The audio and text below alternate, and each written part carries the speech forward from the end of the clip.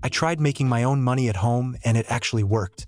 This was over 20 years ago, back when I was younger, bored, and way too curious for my own good, and I remember learning a bit about how coin machines worked and how hard they were to trick.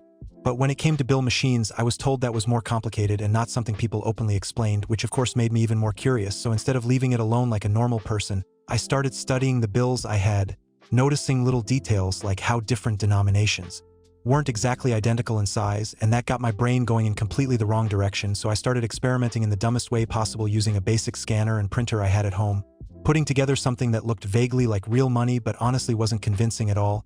And at first it felt like a pointless, childish experiment, until one day I decided to test it at a change machine just to see what would happen, fully expecting it to fail. And when it did at first I thought that was the end of it, but after adjusting it slightly and trying again, the machine suddenly accepted it and dispensed coins.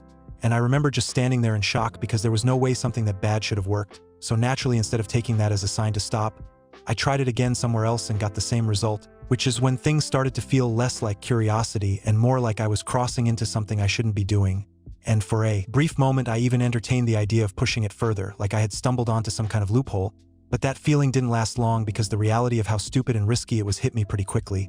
And I realized there was absolutely no good outcome to continuing, so I stopped right there, walked away from it completely, and never tried anything like that again. And to this day, I still don't fully understand why it worked even once. But I do know it was one of those moments where curiosity went a little too far, and I was lucky enough to realize it before it turned into something much worse.